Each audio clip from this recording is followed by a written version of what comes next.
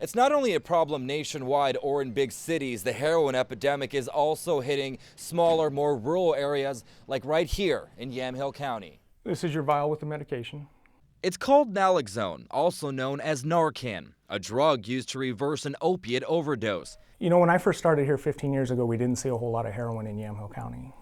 Now we see a whole lot of heroin. Sergeant Geist says it's become a problem, especially since it's a more rural area. As first responders, there's a lot of times when our deputies are on scene on medical calls, especially overdose calls, before the medics can get on scene. And those few minutes could mean life or death for someone who's overdosing. That's why he's thankful for Narcan. But since Narcan only works for people suffering from an opiate overdose, I wanted to know what signs they look for.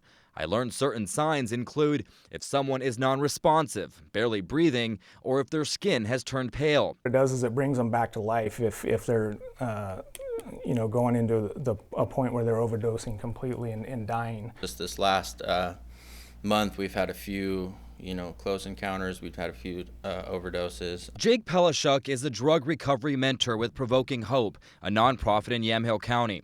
He's also a recovering addict and says oftentimes heroin addiction starts with a doctor's prescription. Prescriptions became harder to get, and then it kind of opened the door for the street drug. It was cheaper. It was easier to replace the prescriptions with. You didn't have to go through many legal, the doctor's offices. Those two words, cheaper and easier, are what have people hooked and making it necessary for officers to have this drug on hand. This medication only reacts to the opioid overdose. So if you give this to somebody that is overdosed, say on a benzodiazepine, which is a depressant, it's not going to do anything for them. Reporting in Yamhill County, I'm Chris Holmstrom for KOIN 6 News.